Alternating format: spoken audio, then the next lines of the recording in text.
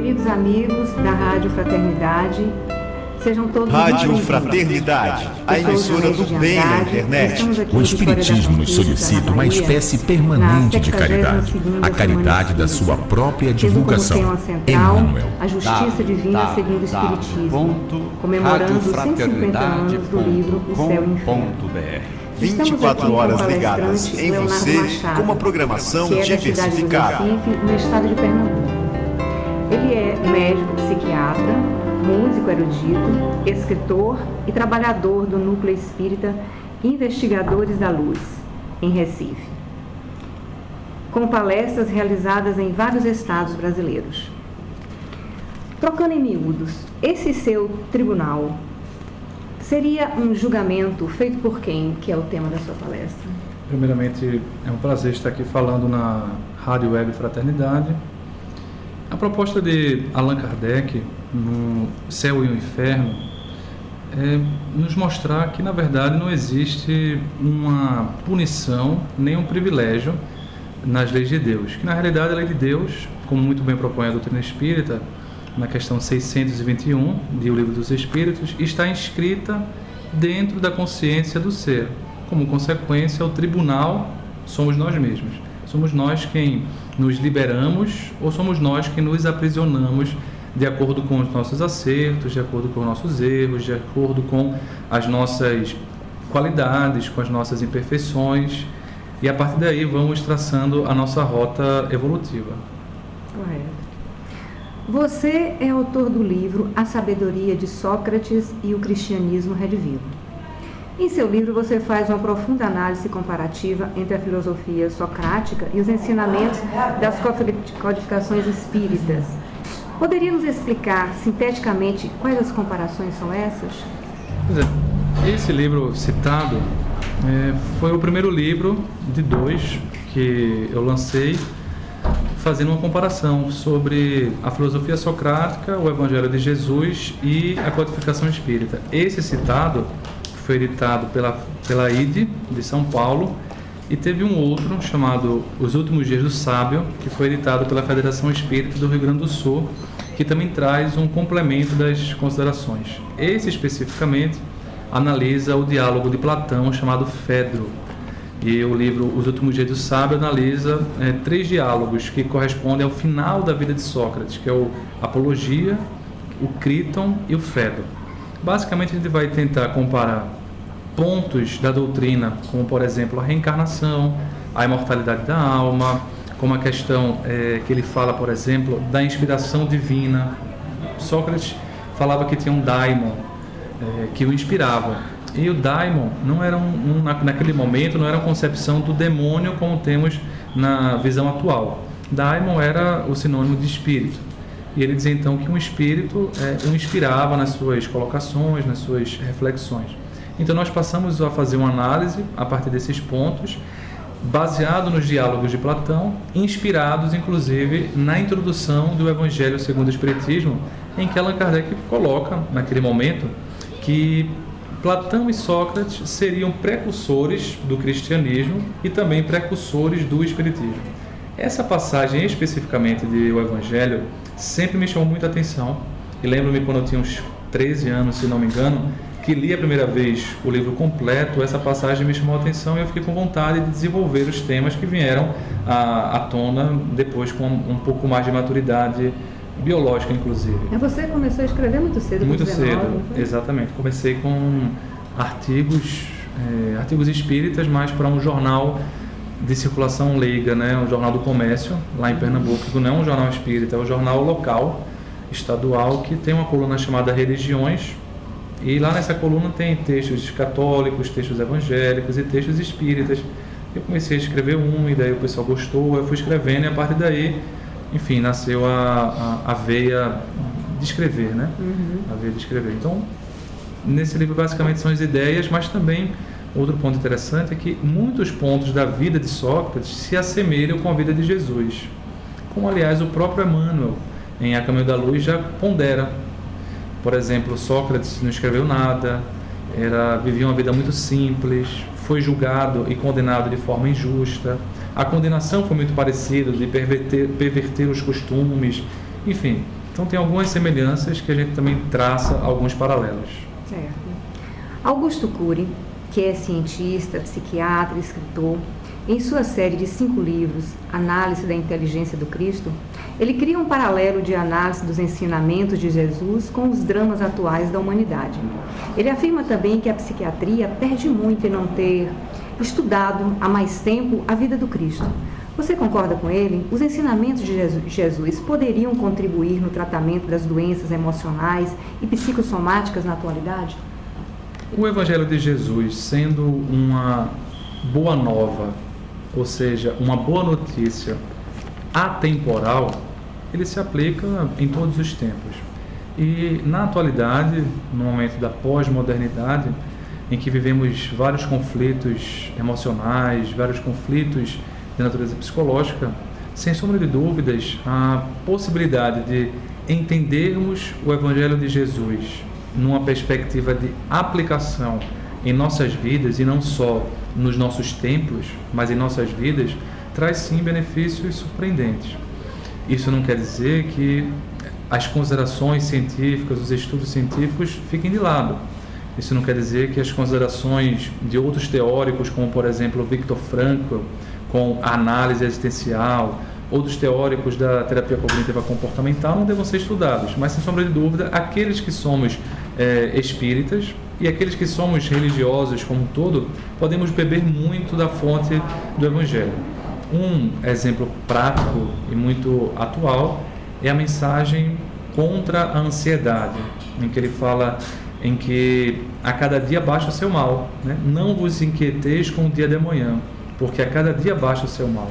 Então, esse é um exemplo típico de uma mensagem do Evangelho, que teoricamente seria uma mensagem apenas de fé, mas que na realidade é uma mensagem de vida, uma mensagem de fé em nossas vidas, e como consequência é para aplicarmos contra a ansiedade, aplicarmos contra o desespero, contra a revolta, sem sombra de dúvidas. Seguindo essa sua linha de raciocínio, então eu vou lhe perguntar: vinde a mim todos vós que estáis aflitos e cansados, e eu vos aliviareis. Assim disse Jesus há mais de 2000 anos. Não estaria dizendo Jesus nesta frase que desde aquela época já existia ansiedade e que ele seria o remédio? Sem sombra de dúvida. A gente vai vendo, por exemplo, essa fala que eu citei anteriormente, está no Sermão do Monte. E parece que, depois de ele falar das bem-aventuranças todas, né, bem-aventurados os puros de coração, os pacíficos, parece que ele sentiu a certa angústia do povo. Como é que eu vou conseguir ser puro de coração? E logo depois ele começa a levantar o moral, né? Levantar a estima, a autoestima do povo, dizendo, por exemplo, vós sois a luz do mundo, poderes fazer o que eu faço, não se coloca a luz sobre o alqueire, mas sobre o candelabro, vós sois o sal da terra. E pegando elementos do dia a dia, ele começa a levantar a autoestima da população. E logo depois ele fala então dessa passagem que ele compara os lírios do campo e os pássaros dos céus, e dizendo que a gente deveria confiar em Deus, porque até hoje Salomão não se vestiu como os lírios, e até hoje os pássaros nunca ficaram morrendo de fome, e que a gente também deveria confiar na providência divina. Um ponto, porém, sobre essa passagem que você citou, do vinde a mim todos vós que estáis aflitos e sobrecarregados, que eu acho muito importante a gente refletir, é como Jesus também mostra que o sofrimento é algo inerente à nossa condição humana. É como se ele soubesse que todos nós passamos por dificuldades, e aquela vida 100% feliz na Terra ainda é uma utopia nos dias de hoje. Talvez seja mais uma idealização que pode cair nas beiras de um lado mais neurótico do que uma realidade, porque a vida tem seus sofrimentos, a vida tem suas aflições, e ao invés de nós nos escondermos dessa realidade, devemos buscar ajuda. Então ele fala, vinde a mim todos vós que estáis aflitos e sobrecarregados, propondo que a gente procure ajuda. E há uma grande dificuldade do ser humano em se deixar ser ajudado. É muito bom quando nós ajudamos o outro, a gente se sente potente, nós nos sentimos melhores, nós nos sentimos assim mais perfeitos, né, quando a gente ajuda o outro. Mas é muito difícil, fere o nosso orgulho quando a gente recebe ajuda do fulano, porque fracos, né? Como se fosse frágil, no sentido negativo do termo, porque muitas vezes o fulano Jesus não é o fulano que está do nosso lado. toda vez que ajudares uma dessas criancinhas, estarás ajudando a mim. Ele se colocando que ele não é uma figura externa, mas ele simboliza a irmandade, a fraternidade cristã e universal. Então, eu sempre vejo essa passagem também como um convite para o auxílio, né? Para que a gente possa admitir nossas dores e procurar ajuda quando nós precisarmos. Certo. Você colabora com a Associação Médica Espírita do Estado do Pernambuco. Como funciona essa instituição? Lá em Pernambuco, especificamente, nós temos reuniões mensais, né? Que são reuniões de estudos, com temas ligados à saúde, mas com uma visão espírita e, obviamente, uma visão médica também, uma visão de saúde. Essas reuniões são uma vez por mês, abertas ao público, e também temos algumas outras reuniões de estudo. Por exemplo, tem um grupo de estudos sobre a obra de André Luiz, que aí é um grupo mais, é mais restrito, é aberto para todo mundo, mas tem um número menor de pessoas. Vocês discutem mais espiritismo ou medicina? A interface. A intenção da Associação Médico Espírita é discutir a interface, na interface dos conceitos médicos com os conceitos, não só os conceitos médicos, ampliemos, né, os conceitos de saúde com os conceitos do espiritismo. E num objetivo maior ainda é a interface entre os conceitos da medicina e os conceitos da espiritualidade. Espiritualidade não na visão espírita, a espiritualidade como sendo o sinônimo do sagrado, o sinônimo desse lado transcendente da vida. Então tem uma série de atividades, como também temos um evento anual chamado Jornada, né, Pernambucana de Saúde, que já acontece há alguns anos, que existe um pequeno congresso, né, em que se reúnem palestrantes, em que a gente de vez em quando estava falando, e geralmente essas jornadas não são no ambiente espírita. Nos últimos anos tem sido num hospital lá de Recife chamado IMIP, tem um auditório e é aberto para o público. Então a intenção basicamente não só da AME Pernambuco, mas as AMEs do Brasil todo, é fazer essa interface. Ok. É difícil dentro da classe médica, que ainda não estão dentro do termo médico espírita, aceitar a obsessão não como uma doença física, mas sim espiritual? Na realidade, a classe médica não aceita a obsessão. Começa daí, né? Mesmo a dita médica espírita? A classe médica espírita, sim. Mas a sua pergunta dos médicos, não os médicos espíritas, né? Sim. Os médicos acadêmicos, né? Os médicos não aceitam ainda. Né? Está começando a se aceitar a influência da fé na saúde, a influência da prece na saúde. Por exemplo, no Congresso Brasileiro de Psiquiatria, o Congresso Nacional de Psiquiatria, esse ano vai ter um simpósio internacional só sobre saúde e espiritualidade. Isso é uma grande, digamos assim, uma grande novidade, né? Porque não é um congresso espírita, é um congresso de psiquiatria, um congresso nacional que abriu espaço grande para abarcar vários pesquisadores nacionais e internacionais da área para falar do tema. Mas aceitar a influência espiritual, né, como gênese de doença, ainda não. A gente não tem ainda essa visão, essa abertura, né? Abertura e essa visão aceita dentro da academia. Mas você acha que isso será uma consequência futura? Com o tempo. Demora. Às vezes as coisas não são tão rápidas como a nossa ansiedade deseja. Você poderia nos contar alguma experiência sua como psiquiatra e como que você chegou ao diagnóstico que estava relacionado com a questão espiritual? Basicamente, é muito difícil você... Há uma certa ilusão de que as coisas são totalmente distintas. Mas quando a gente vai aprofundando a visão espírita, e não só a visão médica, mas a visão espírita mesmo, a gente abre, por exemplo, o final do Evangelho, quando Allan Kardec traz uma coletânea de preces espíritas, e vai trazer a prece para os obsessores. E vai dizer que quando a obsessão é muito intensa, muito prolongada, os efeitos do perispírito, né, os efeitos da parte espiritual, passam para o corpo. E aí as consequências vão para o cérebro, vão para não só o cérebro, mas o corpo como um todo. E aí ele diz, nessa situação, mesmo sendo curado a obsessão, mesmo sendo sanada a interferência espiritual, ficam as sequelas, ficam os danos no corpo. E aí é preciso fazer o tratamento para o corpo, já que a obsessão não existe mais. Então, o que a gente vê na prática é que essas situações elas são muito mais imbricadas do que nós imaginamos. E uma coisa ajuda a outra. O tratamento, por exemplo, na casa espírita, a gente vê claros benefícios no quadro psicopatológico, mas o inverso também é verdadeiro. A gente vê muitas vezes que a medicação, especificamente psiquiátrica, alguns psicofármacos, eles ajudam no processo de liberação da influência. Há uma passagem, por exemplo, de Victor Hugo, num dos romances de Divaldo, em que um personagem principal havia chegado num quadro psiquiátrico de que a origem era, digamos assim, predominantemente obsessiva. E ele ficou internado no hospital psiquiátrico e o tratamento da época era eletroconvulsoterapia. E naquela época não tinha anestesia, essas coisas todas. E a Victor Hugo narra, do ponto de vista espiritual, o que acontecia nas sessões de ECT. A ECT atuava no corpo e essa atuação no corpo ressentia no espírito obsessor.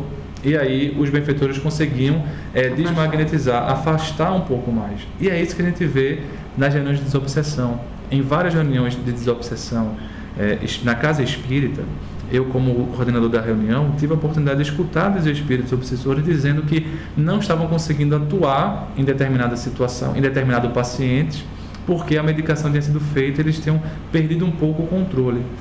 Então é por isso que a doutrina espírita recomenda a gente fazer o tratamento casado, porque não é à toa que a medicina vai avançando, não é à toa que a medicina vai crescendo em descobertas e vai possibilitando nos dias de hoje a gente ter uma ampla gama de tratamentos médicos que são muito eficazes e muitas vezes com poucos efeitos colaterais, já que temos muitas opções para que a gente possa casar as situações. É óbvio, lembro-me de uma situação de uma jovem que, fazendo uma viagem para o exterior, teve um quadro obsessivo grave e naquele quadro obsessivo de, inclusive, subjugação, ela, enfim, do ponto de vista psiquiátrico, fez um chamado surto psicótico agudo, que dura mais ou menos alguns dias. Foi feita a medicação lá, inclusive no exterior, pelos médicos de lá, e um amigo me procurou, né,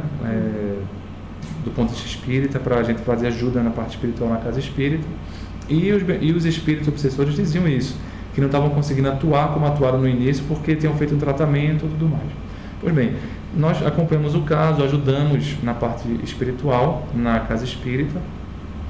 Ela não abriu um quadro de esquizofrenia, realmente foi só um surto psicótico agudo, de origem primária, predominantemente obsessiva, mas depois que foi curada, né, a obsessão, que o espírito obsessor se afastou, ela continuou com as sequelas. Fez um quadro depressivo grave, depois fez um quadro maníaco grave, porque as sequelas da desorganização cerebral. Então, na prática, o que a gente vê, mesmo quando um quadro primariamente... Cria uma dependência energética, né, entre os dois, na separação ficam as sequelas. Ficam, inclusive, as sequelas não só da separação, mas a sequela do momento da influência, da perturbação que aquela influência causou, inclusive no campo biológico. Sim. Porque é uma influência de perispírito para perispírito, né? Muito intensa. No Brasil, sabemos que já existem vários hospitais psiquiátricos espírita. Temos como exemplo em Curitiba, Paraná, o Hospital Espírita de Psiquiatria Bom Retiro, que é referência em saúde mental, tendo atendimento inclusive até pelo SUS. Né? Você conhece o trabalho deles? E se você conhece, poderia nos explicar qual a diferença de tratamento que existe para pacientes portadores de esquizofrenia, bipolaridade, síndrome de pânico, de uma forma tradicional e em um hospital psiquiátrico espírita? Nós conhecemos pessoalmente lá o Hospital Psiquiátrico Bom Retiro, que é administrado pela Federação Espírita do Paraná, porque já há alguns anos tivemos um convite da Federação do Paraná para realizar uma série de palestras lá em Curitiba e um seminário só sobre transtornos obsessivos e psiquiátricos dentro do Hospital Bom Retiro. Então conhecemos as instalações, é um trabalho realmente formidável, e um seminário só sobre transtornos obsessivos